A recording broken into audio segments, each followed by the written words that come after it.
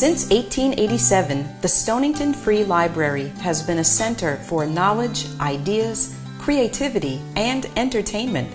It is a comfortable and welcoming community space for the town of Stonington, Connecticut, where all ages can explore, discover, gather, and learn within a building of distinctive and unique architecture. This video program is an evolution to expand the offerings of the library to share directly in your home or organization. Welcome to the Thoughtful Thursdays speaker series, made available to you by the Stonington Free Library.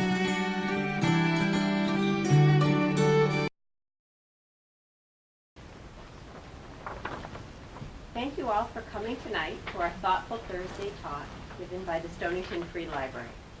We are extremely fortunate to have Dr. David Shlaes here tonight to talk about his new book, The Drug Makers. He will be taking us into the pharmaceutical business. Driven by the lack of information and misinformation about pharmaceutical companies, David has used this fictional story as an exposé of the industry.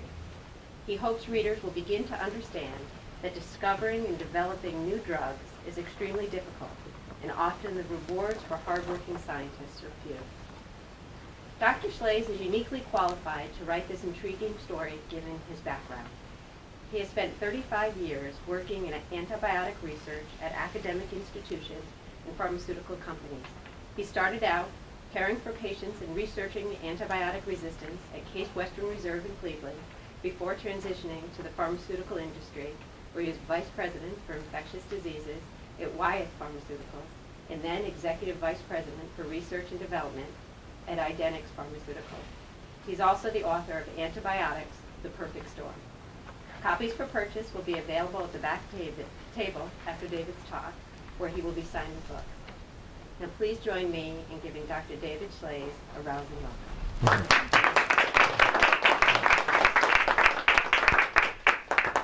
Well, thanks for having me tonight. It's great to be here, and thanks to the organizers for asking me.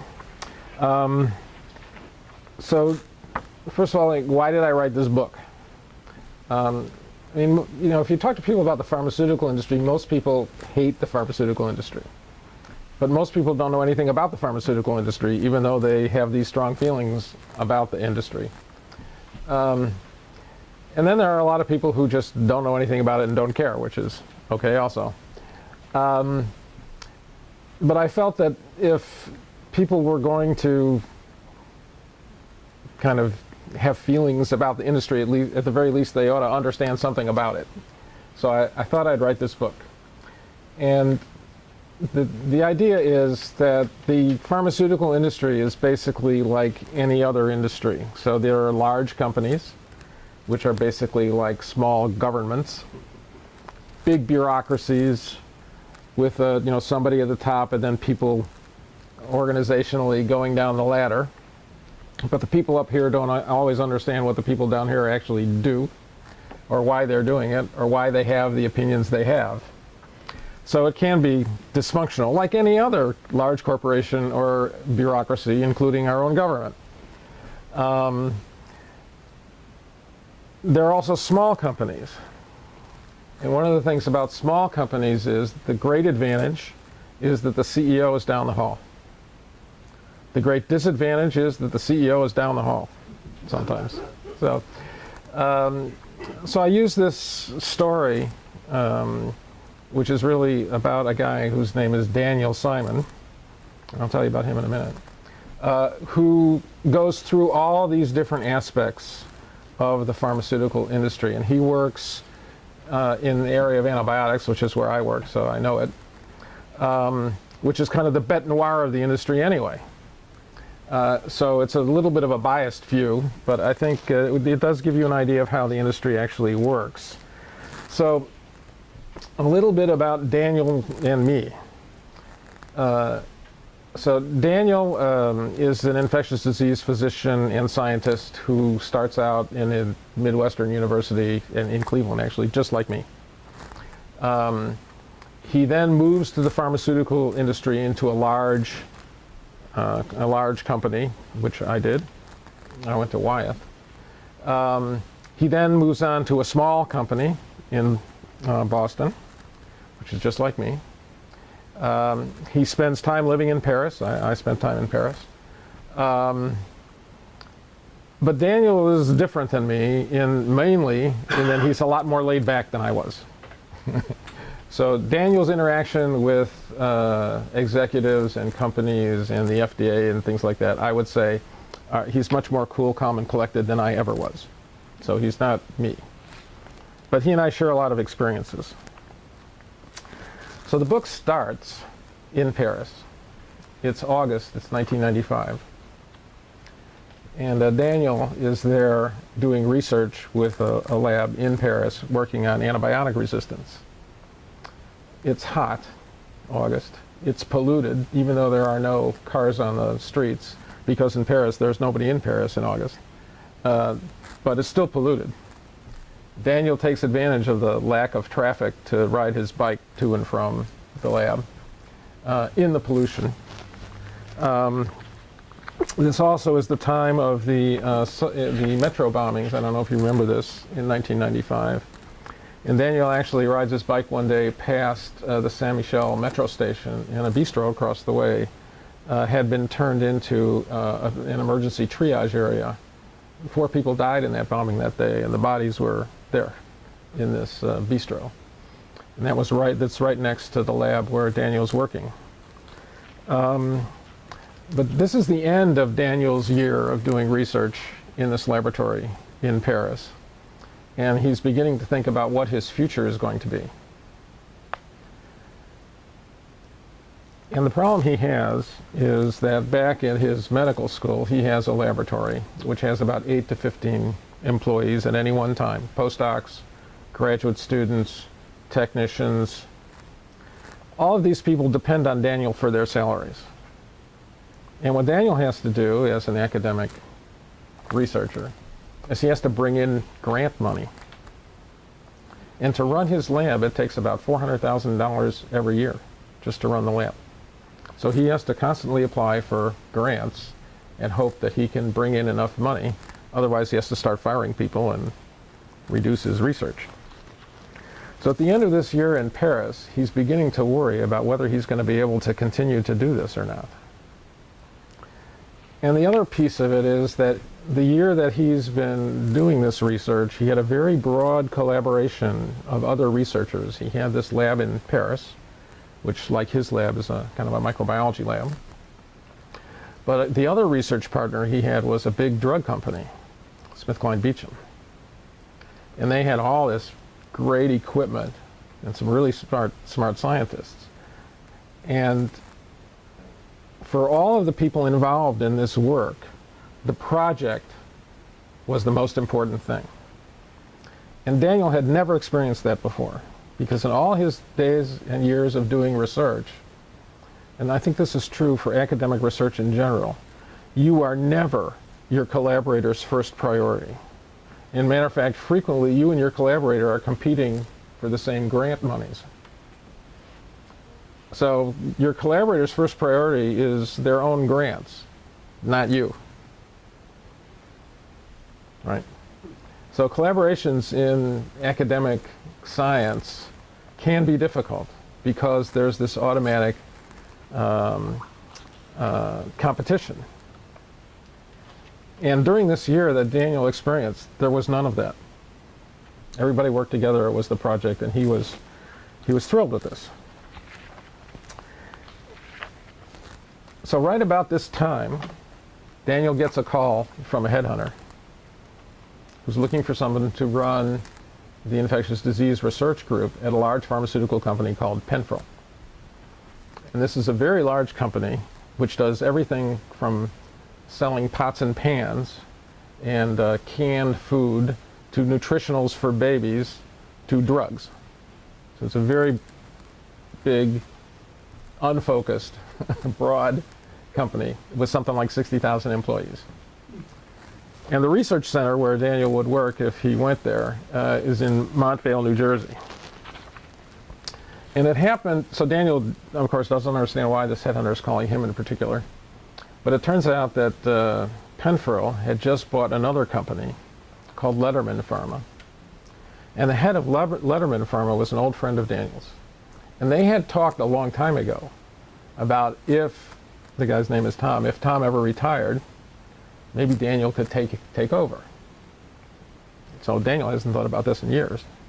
But the headhunter reminds him. So Daniel's like, well, okay. So he goes and interviews for the job. And then, like in many of these recruitment situations, he doesn't hear anything for months. So he doesn't know what's going on. But the headhunter has put a bug in his ear about working in industry. So he begins to kind of keep his eyes open for other jobs. And he actually gets offered another job. But this other job is at a small company. And the problem with a small company is that they don't have all the resources of a big company. So a small company would have to partner with a big company to get stuff done. And Daniel's like, well, why would I do that? Why don't I just go for work for a big company? So he calls back the headhunter. He said, what the hell happened to this job? You know? And the guy said, well, they never hired anybody. And Daniel said, well, are they still looking? Yes. Well, here I am. So he ends up getting hired there. So that means he has to leave his university. He's been in Cleveland for like forever. He has to leave all his friends behind. His wife is not too happy about it. They move. And before they move, so in these big corporations, frequently when you get hired to an executive position, you don't even meet the people who are going to work for you. You interview with all the executive types, but you don't meet the people who are going to actually work for you. And so Daniel knows some of these people because the infectious disease world is a very small world. But he hasn't talked to them about this. So he arrives on a Wednesday, about 2 weeks before he's actually supposed to start work at this company for his physical exam. And there he gets to meet everybody. And one of the guys he meets is a virologist, and his name is Sasha, Russian.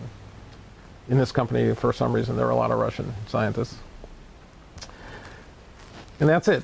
Says hello, shakes his hand, goes off, gets his physical, goes back home, and he's planning to start 2 weeks later. So that was on a Wednesday. A Sunday, in the middle of the night, he gets a call from one of the scientists at the company to say that Sasha has been brutally murdered. And it turns out that Sasha's wife was upset because Sasha was about to divorce her, having something to do with an extramarital affair. And Sasha's wife decided that she didn't want to deal with Sasha's infidelities anymore. And also there was the possibility of divorce. So she convinced a cousin to help her get rid of Sasha. And the police found them throwing body parts in the Passaic River one night. But the problem was that the scientists at the company adored this guy. And not only that, but the company has already threatened to get rid of this whole group of antiviral researchers, saying that you guys have never made a drug that's ever made it to the market. Why should we keep you on? So here they are. They're afraid for their jobs. They're afraid they're going to lose their careers. And their beloved boss has just been brutally murdered. And Daniel gets the call in the middle of Sunday night. He's like, what the hell am I going to do? You know? So he tries to convince them to hang on, and he assures them that nobody's going to fire them before he gets to figure out what they're doing. So he goes finally, but it's under, I would say, high pressure circumstances when he gets there. Now, if I can get to where I'm going.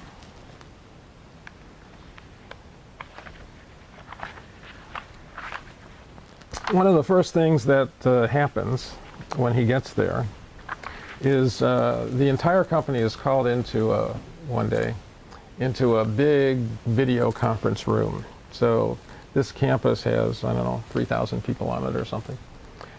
So they have, a great big conference center with big multi-television screen video conferencing thing. And he goes to this room, and in front of him is on the screen is the CEO of the company, the chief financial officer of the company, the corporate lawyer, the head of manufacturing for the company, and a variety of people. And he's never met most of these people. And they make the announcement that they've entered into a compliance agreement with the FDA, and the FDA has fined them $200 million, which at the time was the largest fine ever levied against a pharmaceutical company for anything by the FDA. And of course, Daniel, he just got there. He has no idea what this means, what it's about, anything. It turns out that the FDA, doing its job, carries out inspections of pharmaceutical company manufacturing facilities on a regular basis. That's their job. And they found deficiencies at several of Penfrill's manufacturing facilities for years. And they write it down, and every time they go back, the deficiencies have not been corrected. So first, they send a warning letter saying, you have to correct these deficiencies. And the guy who's head of manufacturing goes to the CEO and says, we have to spend money on these plants. Otherwise, we're going to get into trouble. But being a large corporation and being listed on the New York Stock Exchange, the executives of the company decided this is not a good time to do it because they wouldn't make their next quarter's numbers. So they never did anything about this manufacturing situation. And it wasn't until the FDA threatened the CEO with jail that the company finally caved. But this was a big deal. And it was Daniel's introduction to corporate reasoning, if you like, in a large pharmaceutical company.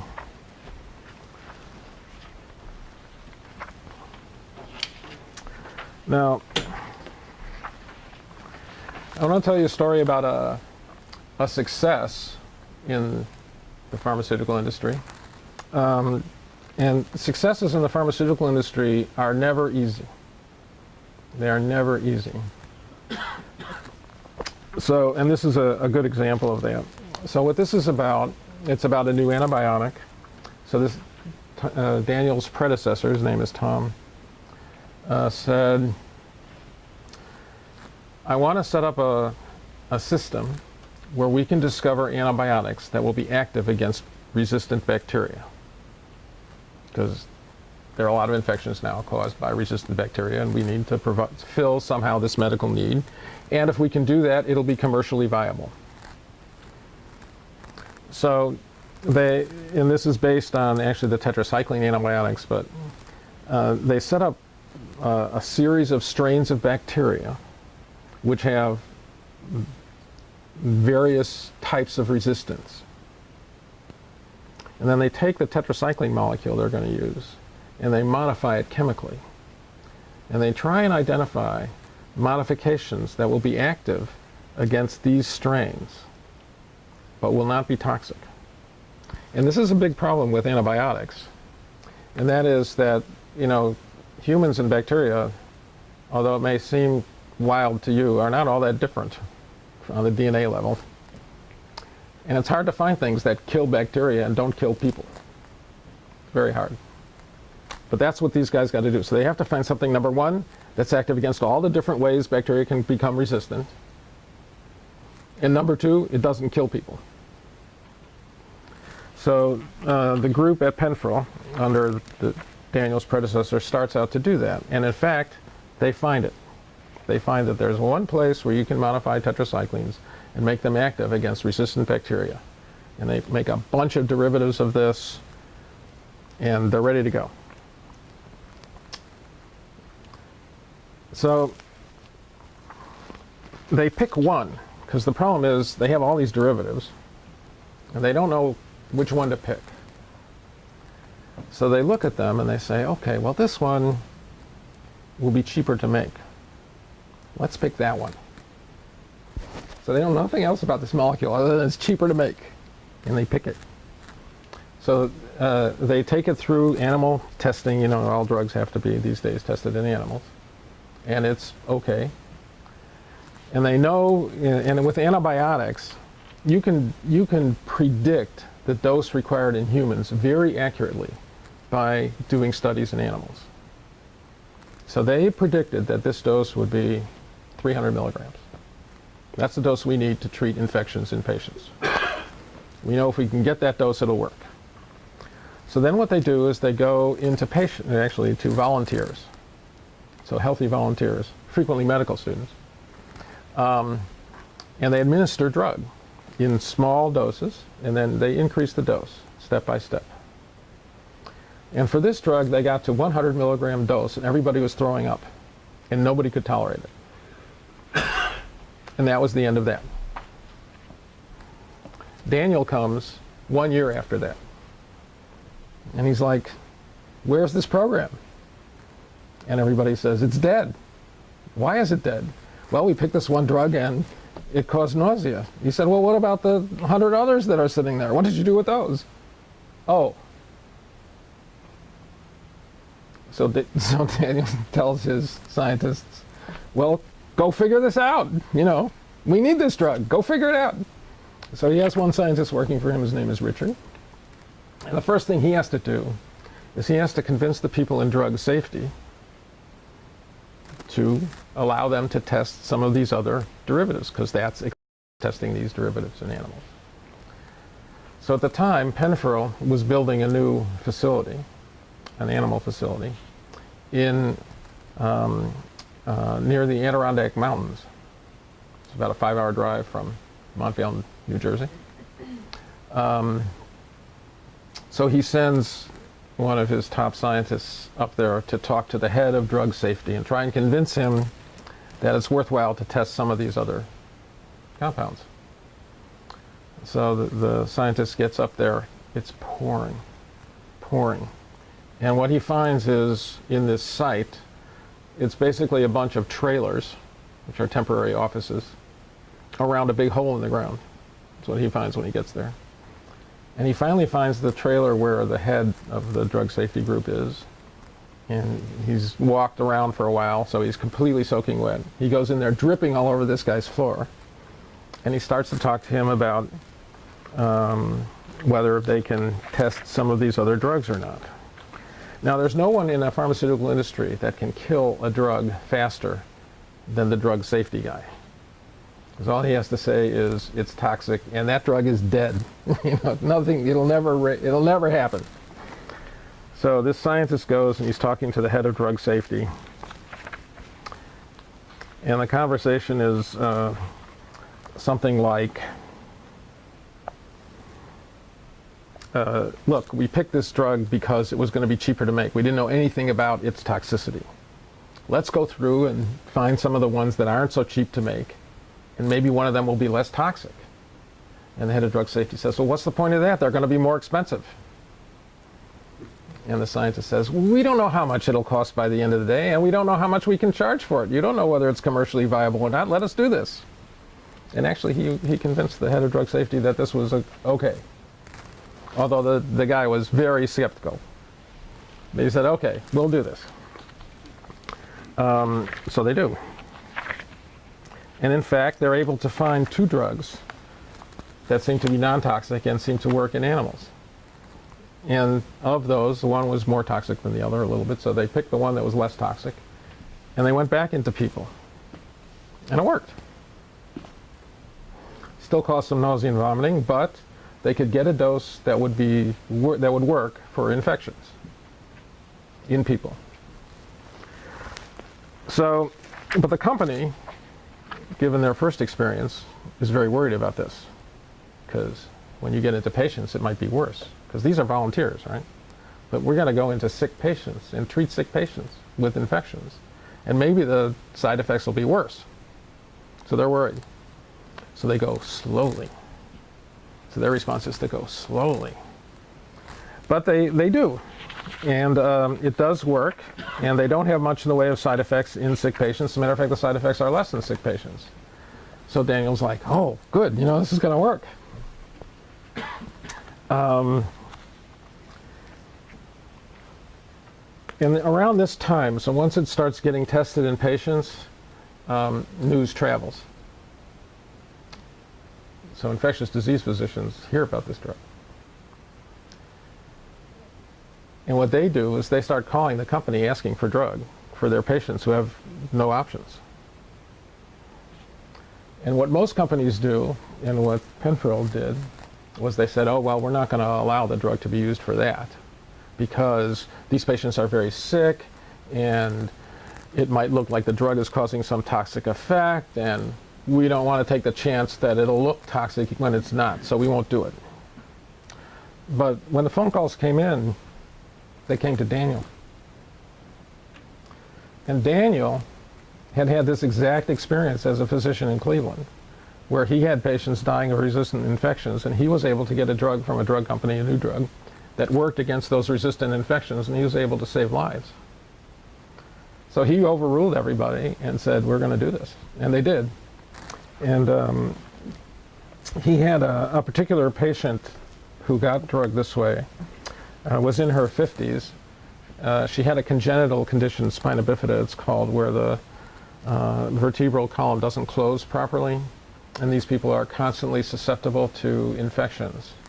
And this woman, a 50-year-old woman, had a very severe infection with a very resistant bacterium that no other antibiotic would work for. Actually, there was one antibiotic they tried, but it was so toxic it gave her kidney failure. So they were unable to continue to use that antibiotic. So they asked Penfield for this drug. And Penfield sent it. And the drug was active against her bacteria that was causing the infection. They started therapy, and within 2 weeks her infection had cleared. The physician continued therapy for something like 6 weeks to make sure, because it's in the bone, to make sure it's all gone. But for Daniel, this would be his personal poster child for why he did what he did. Then the problem was that he had to ultimately go to the FDA, because the FDA has to approve this drug. And what you do is you go to the FDA and you say, okay, I'm going to propose these trials, these clinical trials in patients. If they're successful, will you approve the drug? So Daniel was there, they discuss this with the FDA, and the FDA says, well, we've changed our ideas about how to do these trials. And instead of the 2,700 patients that you're proposing, we want you to do these studies in 6,000 patients. And Daniel was like, okay. So he goes back to Penfield and tells them the results of his discussions with the FDA. And the Penfield executives say, we're not spending that much money. Number one, it's more than twice as expensive. Number two, it's going to take longer, which means we're going to miss a year of potential sales. We're not doing it. We won't do it. And Daniel's like, no. So he contacts everybody he knows, including reporters. And this all has to be subterranean, because you're not allowed to talk to reporters when you work for the pharmaceutical industry unless they tell you you can. And he talks to the Infectious Disease Society of America. There's a pharmaceutical company working group. So what pharmaceutical companies do is they get together, even though they compete with each other, they get together for kind of like common cause. And this was something that all the pharmaceutical companies were experiencing, that the FDA wanted increased trial numbers and therefore increased expense. So everybody agreed that they would help deal with the FDA on this issue. And they all went to the FDA. And at the time, so what they did was they had a big meeting with the FDA and all these participants, so the Infectious Disease Society, the pharmaceutical company group, and the head of the FDA, the group at the FDA that worked on antibiotics at the time, luckily, was a very reasonable man. His name was Mo Weinstein. And at the end of the meeting, Mo got up and he said, well, there never was a policy at the FDA that required these trials be so large. And Daniel and everybody else in the room who'd heard from the FDA for the last year or more that they had to be this large were like cross-eyed. But he was the boss, so they all said, okay, good. So Daniel goes back, they reapply to the FDA, and they get exactly the same response that they got before. It has to be large. So what Daniel did was he took that response, which is always a fax. The FDA always faxes you. And he faxes it to Mo, the head, and he says, what's going on? And they have another meeting, and Mo overrules his group, and they're allowed to go forward with the smaller trials. So they did. So the drug was approved in 2005, which was 13 years after it was discovered. 13 years after it was discovered. And that's about, 10 to 15 years from the time it's discovered in the laboratory till the time it gets to the market. It's a little long for an antibiotic, but on average for drugs, that's about what it takes. Now, if I can find my place. Another thing that Daniel learns is that doing research in industry is totally different than doing research in a university. It's completely different. And he has a hard time with this because it takes him a long time to figure this out. But in a university, to get ahead and to get grant money, you have to publish your data. You have to publish manuscripts. In industry, you're frequently not allowed to publish until very late, if ever, because it's all a secret. You don't want to publish anything because somebody might know what you're working on. So you can't publish for a long time. The other problem, in academia, you can spend your whole life working on one problem.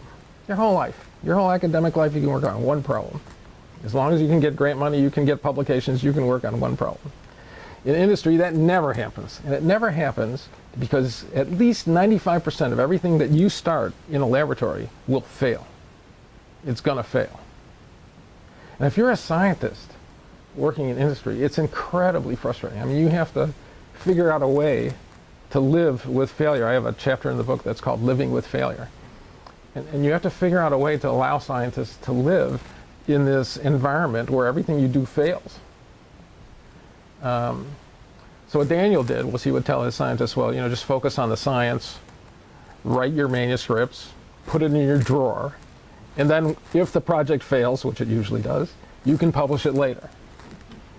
And if it's a success, then you have to wait a little longer, but you can publish it.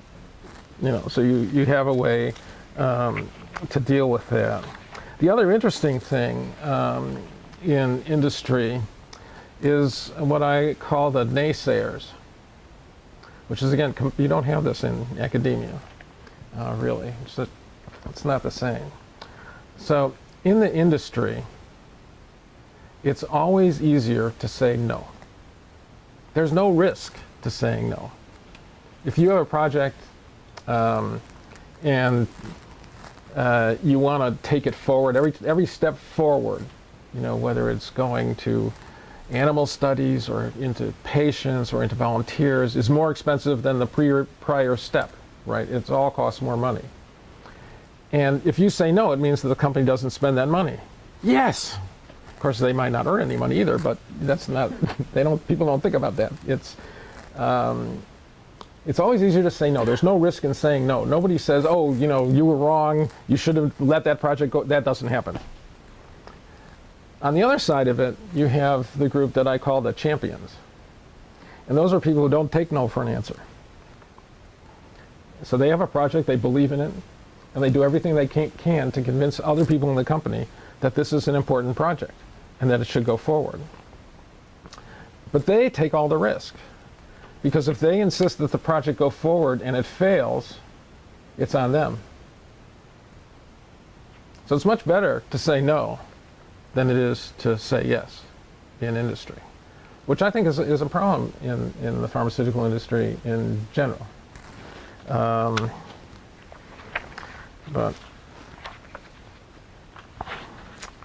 all right. Now I want to talk a little bit about marketing and education, because this is I think a lot of people, when they hear about pharmaceutical company marketing, I don't know how many of you hear the commercials on TV. I hate those commercials for drugs, and then they list all the side effects at the end of the commercial. I love it. That's marketing. But there is actually, as part of this, an educational component. And I have an example in the book that I'd like to share with you. And it has to do with vaccines. So Daniel arrives at Penfield, and he works on drugs, so antibiotics. But there's a whole other group at Penfield that works on vaccines. And when Daniel gets there, they're working on a new vaccine for pneumonia. Okay, you've all had your pneumonia shots, right? This one was for children. Nobody had ever been able to make a vaccine for pneumonia that would work in young children. The vaccine that adults took at the time wouldn't work in children. So Penfield had found a way to make this work in children. And they reasoned that if they could show that this worked in children, the governments would mandate the vaccine. And all that means is that they'd pay for it. Governments would pay for it. And insurance companies would pay for it. And all that money would go to the pharmaceutical company. So it's an instant win, right? If the governments recommend the vaccine, it's an instant win for the pharmaceutical company. But when the marketing group for the vaccine company went out and they actually talked to pediatricians about whether they thought this was a good idea or an important vaccine, only 2% agreed that this was a good idea. Why is that? Well, because the diseases that they were trying to prevent were rare enough that there were only one case a year, maybe in an average pediatric practice, if that. So these individual physicians didn't see these cases very often. But when you looked at the numbers for the country, these are tens of thousands of children. And the mortality rates are 30% for these infections. So what Penfield did, because you have to convince physicians that this is a good idea, is they got together with the Centers for Disease Control, and again with Infectious Disease Society for America, and they started an educational campaign to try and educate physicians about how important the problem really was. And right before the vaccine was approved, they did their study again, their survey. And this time 70% of physicians said, oh, this is a good idea. So I'll leave this up to you, whether that was marketing or education. But it worked both ways, in my view.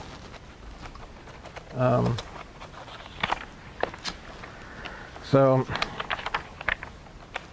I'm going to stop soon, but yeah, actually,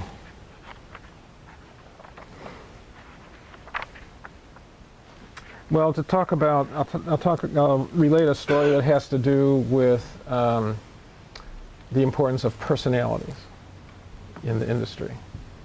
And this relates to a small company. This is a small company in Boston that Daniel goes to work for.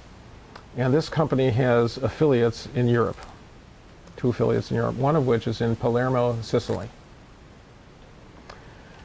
And what the CEO of this company, who's a scientist, founded the company, very smart guy, had found a way to establish research groups in a university setting. So it's a company research group in a university setting. The problem was that the people who were running the groups were academics, and they didn't work for the company.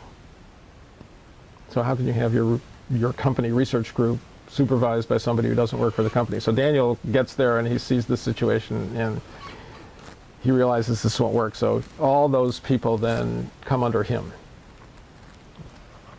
And so this academic who's running the group in Palermo, Sicily, the University of Palermo in Sicily, is one of these old-time European professors. And he, like many people, both in academia and industry, has a very large ego. And he's very sensitive to anything that might look like it's undermining his authority. So the first problem was Daniel getting all the company people to work for him was already a problem.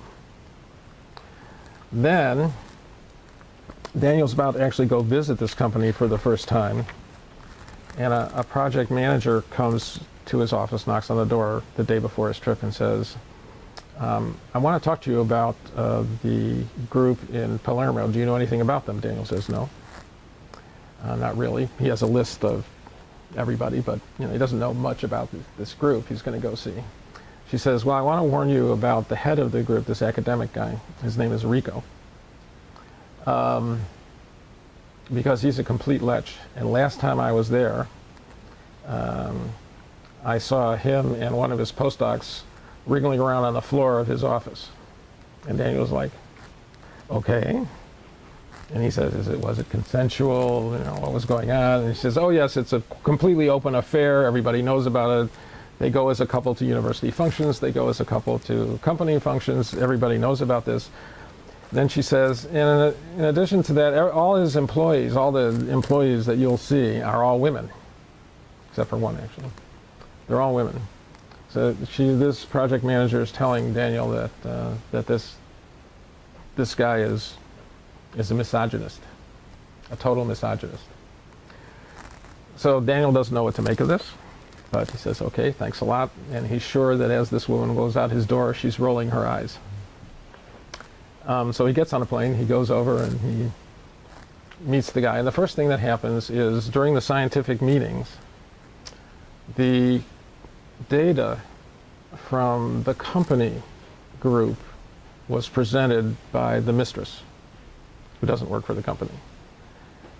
And Daniel kind of took his boss aside and said, why do you think that is? And his boss shrugged his shoulders as if to say, it's Italy, man. It's Italy. So Daniel's like, okay.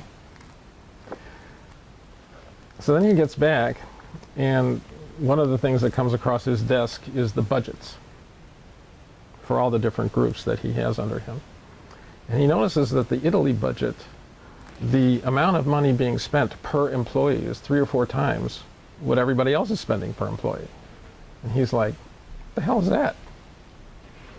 So he calls, there's a manager in Europe, manager for Europe. He calls the manager for Europe and he says, what is going on in Italy?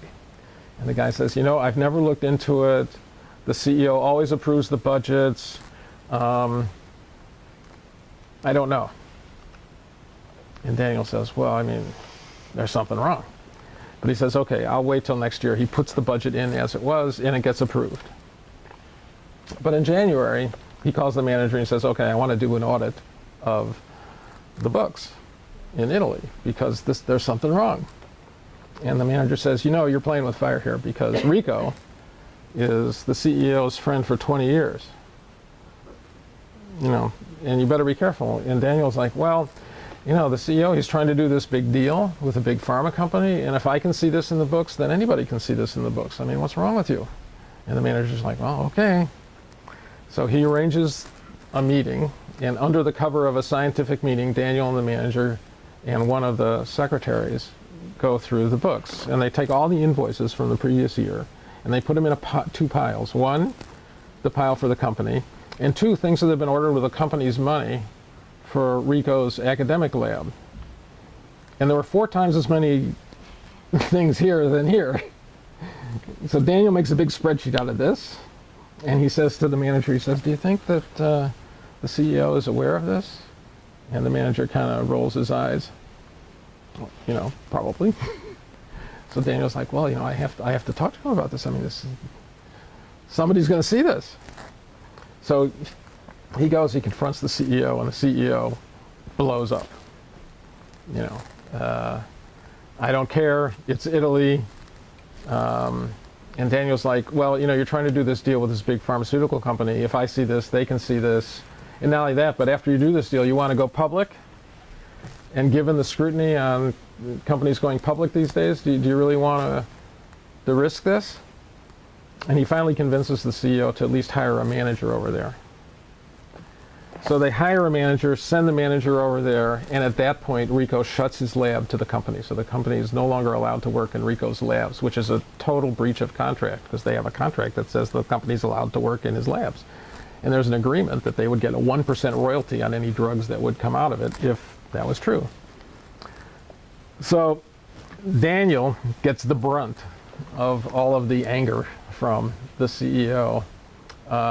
And at the end of the day ends up leaving the company. But what ends up happening is they end up building another entire laboratory outside of the university. Everybody gets back to work after a year delay. It takes them a year to find land and build a laboratory, maybe a little over a year. And at that point, Daniel leaves the company. But this is kind of an example of how big egos and personalities can really affect people's lives and the future of the company at the end of the day. So I'll stop with all that. Just gives you an idea of some of the things that are in the book. And I'll answer any questions. I have books here. If you want to buy a book, I'm happy to sign them. Special sales price, $20 a book. So, and you can get them on Amazon or anywhere else. They're a lot cheaper. They're $7 or $8, I think. So whatever you want. Well, thanks for having me. It was great.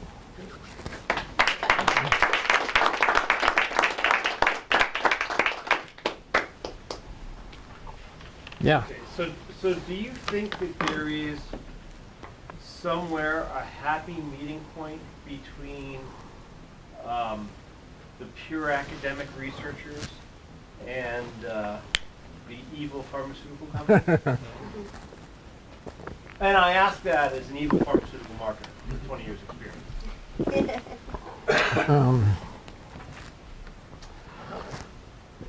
Well, I guess I'm not sure what you mean. I mean, I think academic researchers do different things in general than pharmaceutical company researchers. Academic researchers are more interested in kind of the basic science, and pharmaceutical company researchers are interested in the application of that science. So that their jobs are different. So the other issue is that there is good research, basic science research, that goes on in companies as well.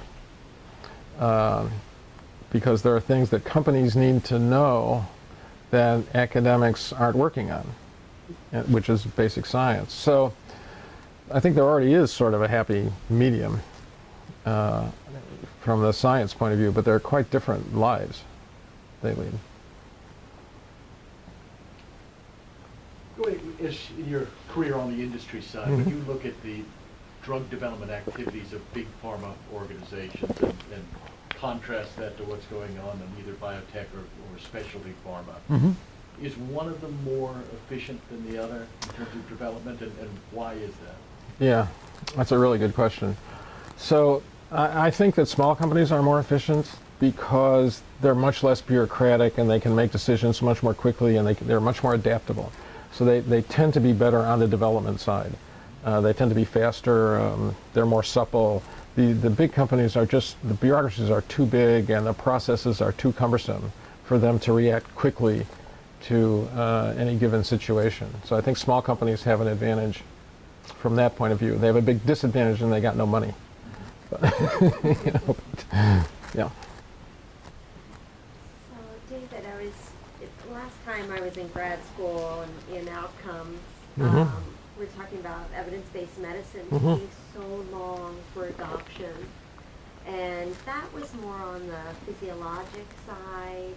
And it was interesting because as you were talking, I was thinking, gosh, 15 years to create something, and then boom, when it hits the market.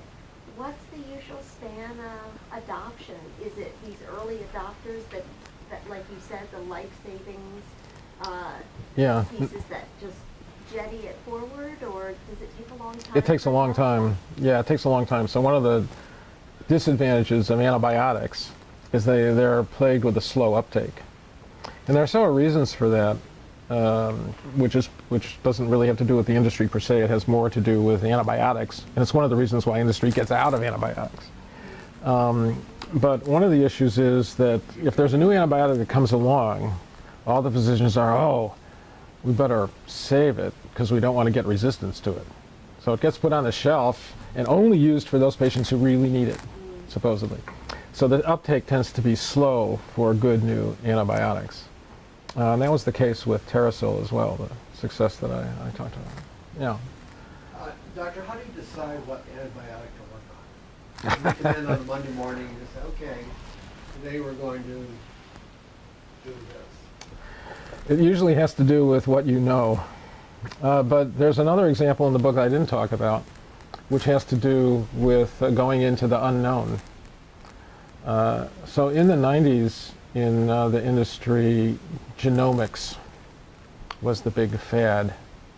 And the idea was to identify all the genes in bacteria and try and identify those genes in bacteria that bacteria couldn't live without, but that weren't shared with people. And then if you could target whatever those genes were doing with a drug, you'd have a great antibiotic. It would be totally new.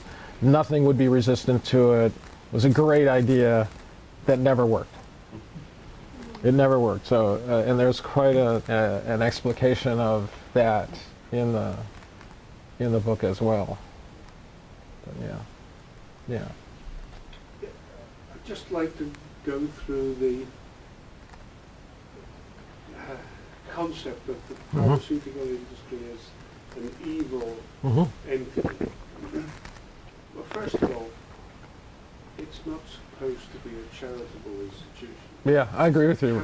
Yeah, absolutely. Its purpose is to make money for shareholders. Absolutely. Yeah, I agree. They charge what the market will bear. Absolutely. Right? Yeah. If these were distress genes, for example, and there were some people who couldn't afford a new pair of distress genes, it would be hardship for them, but it's not a moral issue. Right. Nobody would care. Right. The situation the pharmaceuticals industry is in while pursuing, doing what they're supposed to be doing, making money for their shareholders, they can produce drugs that mean the difference between either life and death or a life that's tolerable and one that's intolerable. So it's a lot of the world looks at the situation and says, this is an issue, these drugs are too important for people to be making a lot of money out of. So on the one hand, the drugs wouldn't exist if there wasn't a pharmaceutical industry. The pharmaceutical industry can't exist unless it makes a profit. Yeah. And yet, it creates a situation in which there's life-saving drugs that some people can't afford. Yeah, so if the world was... Can it be seen as anything but evil, Wow. even though it isn't really? Yeah. Well, if the world was Australia, we'd have no new drugs. Say it again? If the world was Australia, we would have no new drugs. So one of the things I tried to point out, which maybe didn't come across well at the beginning, was 95% of everything that starts out in the laboratory fails, maybe more. Of things that actually get far enough to start being investigated in people, 80% of those fail. Okay? There is no other industry that has a risk profile like that. No other industry that has a risk profile like that. And so, you know, for the drugs that make it, they have to charge a price that pays for all the failures. So this isn't in the book, but to give you an idea, if you count all the failures for one drug, so you take one drug that makes it, and you count all the failures, all the ones that didn't make it, the total cost of all of that is now $2.5 billion to get to market. And the vast majority of that is the failures. It's not how much the guy costs to get to the market. That's cheap, relatively speaking, a few $100 million. It's all the failures that you got to pay for.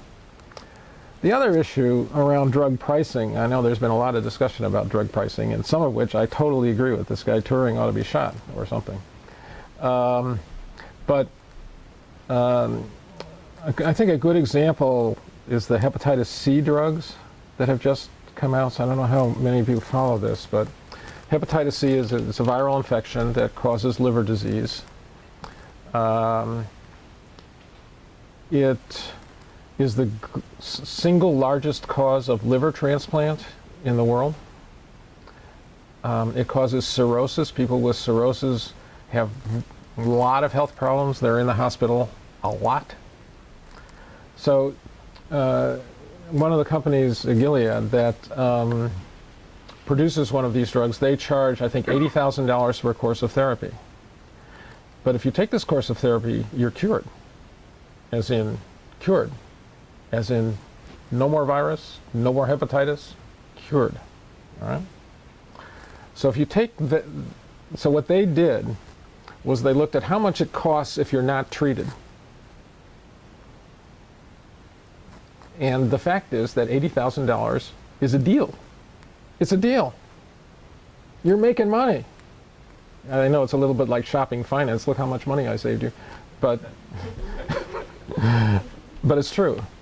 So I think you have to be careful about looking at some of these prices and don't take it all at face value. On the other hand, price gouging, which we've heard a couple of examples of recently, Turing's the most famous one. Actually, his name is Shkreli, not Turing. The company was Turing. His name is Shkreli. I mean, that's something else. But the hepatitis C drug for $80,000 for a course of therapy is actually quite reasonable compared to the cost of the disease. Another way to look at it. But these companies, as you point out, are not public health companies. They're for-profit companies. And in fact, all of the forays that I know about personally of trying to make drug companies public, like in Russia, were complete failures. Because there are very few people who know how to do this other than people in industry, including academics. When Daniel goes to this company, it takes him 6 months to find the goddamn bathroom. I mean, it's a totally different process finding new drugs than doing science. It's quite different. All right. Yeah. Just one last, do you foresee a crisis, not to use too inflammatory a word, but do you foresee any crisis in terms of our ability to treat infections due to resistance? Is there well, there already is a crisis that we have today? There already is a smoldering crisis. It's just, it depends on what you mean by crisis. I mean, if you have one of those infections, it's a crisis. And there are already quite a few people that have these infections. So, you know, do I foresee a day when the post-antibiotic era that people are talking about? No. I think that's a little bit hyped. On the other hand, it's getting more and more difficult to treat patients in hospitals because we're getting more and more resistant infections. They're more and more difficult to treat, and our pipeline of new antibiotics is woefully inadequate. But that's actually more my first book than this. But yeah, that's something else. Yeah. Given the way the federal government, most government in general, is maligned these days, I'm just curious from your perspective, the FDA, how are they doing? Are they able to find competent people who give their life to that sort of service, or is it a black bureaucracy that just fumble along? That's a really good question. So my experience, my personal experience with the FDA is only with the antibiotics group and the antivirals group, those two groups that I know pretty well. And the antivirals group has always been very good, very competent. I mean, I've never had a problem. Nobody's ever had a problem with them. I think everybody agrees they're a really good group. So they get competent people. The antibiotics group has been plagued with problems. Plagued with problems.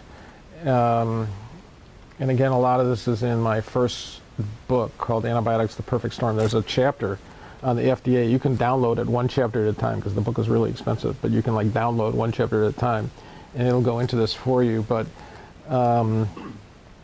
they've made a remarkable turnaround since 2012, which was due to two women at the FDA who very high up in the commissioner's office at the FDA, Janet Woodcock and Rachel Sherman, two women, who said that we will not have a failure of the antibiotic pipeline on our watch. They said that in May of 2012. And they completely turned around the way the FDA is handling antibiotics now. And they forced it down the throats of the people in the antibiotics group. So that's been working well. There's still problems, but it's much better than it was before 2012. And as far as the rest of the FDA, I don't know.